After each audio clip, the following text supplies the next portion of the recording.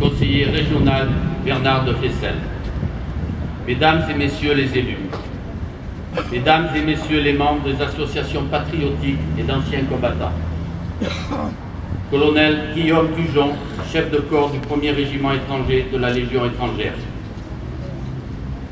Commandant Pascal Reynaud, chef du centre de secours et d'incendie d'Aubagne, Mesdames et Messieurs les représentants de la société civile et de la vie associative, Mesdames et Messieurs les représentants de nos écoles et de l'éducation nationale, Mesdames et Messieurs les élèves, élus du Conseil municipal des jeunes, Mesdames et Messieurs.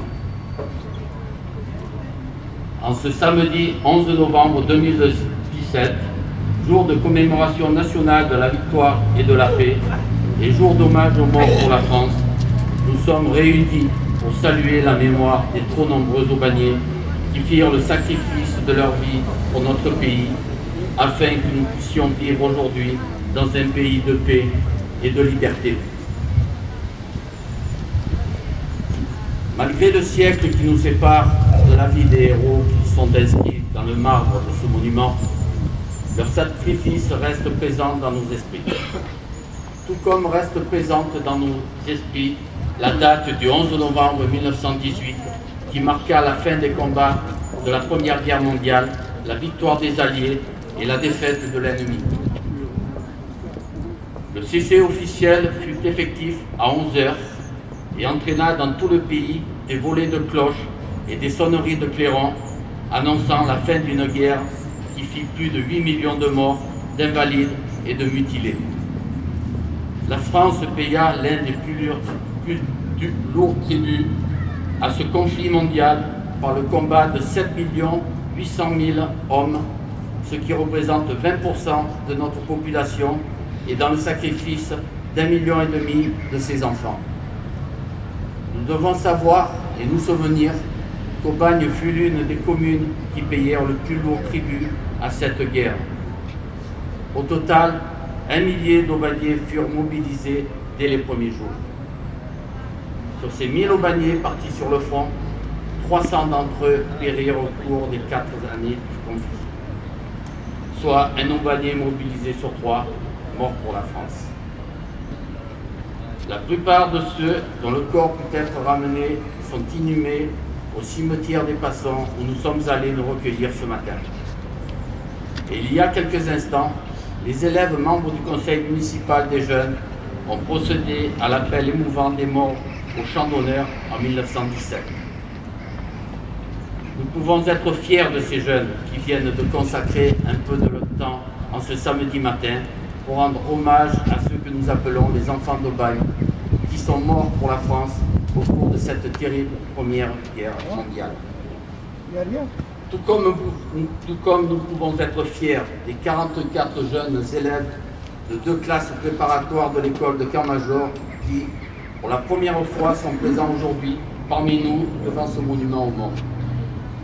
Nous tenons ici à saluer les parents d'élèves qui ont donné leur accord et tous les responsables de la communauté éducative qui sont à l'origine de la présence exceptionnelle de ces jeunes élèves.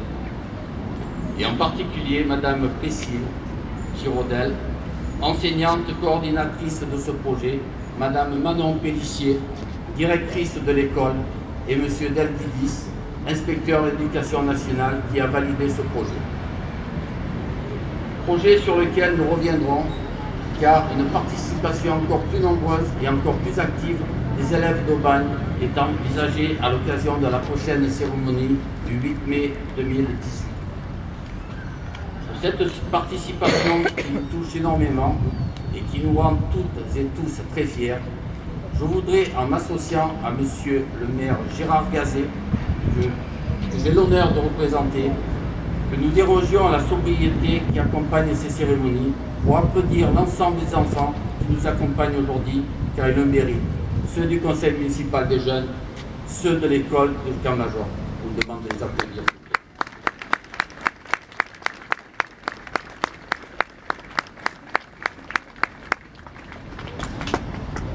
Mesdames et messieurs, en ce 11 novembre 2017 et en cette 4e année de commémoration du centenaire de la Grande Guerre, je voudrais vous rappeler que que la ville d'Aubagne, grâce au travail d'une grande partie de ses services, en collaboration avec les associations patriotiques et patrimoniales de la ville, en collaboration avec les milieux artistiques et culturels et en collaboration avec la mission du centenaire, a proposé aux Aubagnais et continuera à leur proposer jusqu'au 18 novembre 2018 des manifestations d'hommage et de souvenirs.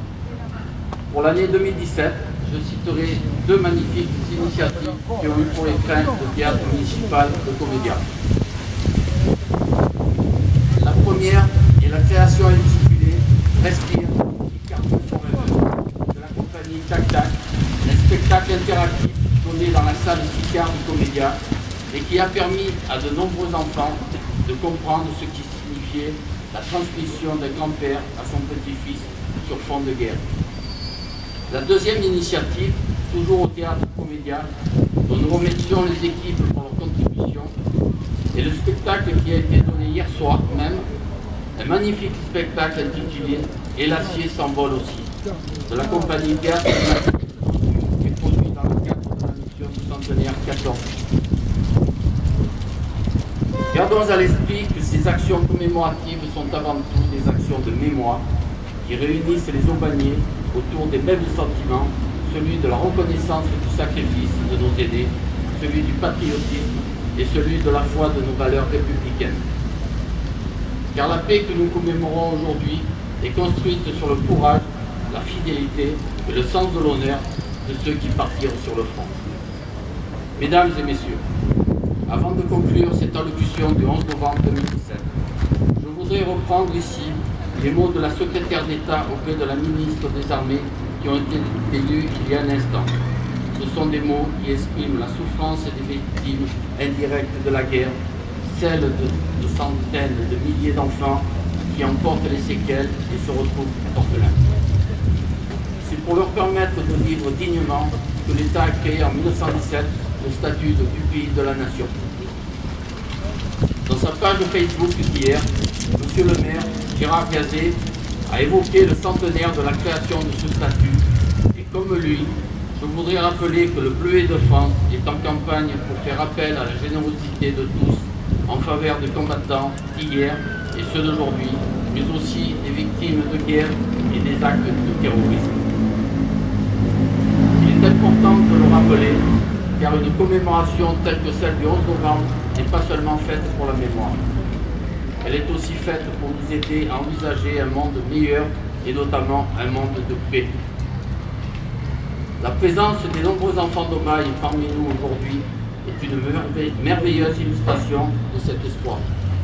Vive la paix, vive Aubagne en Provence, vive la République, vive la France.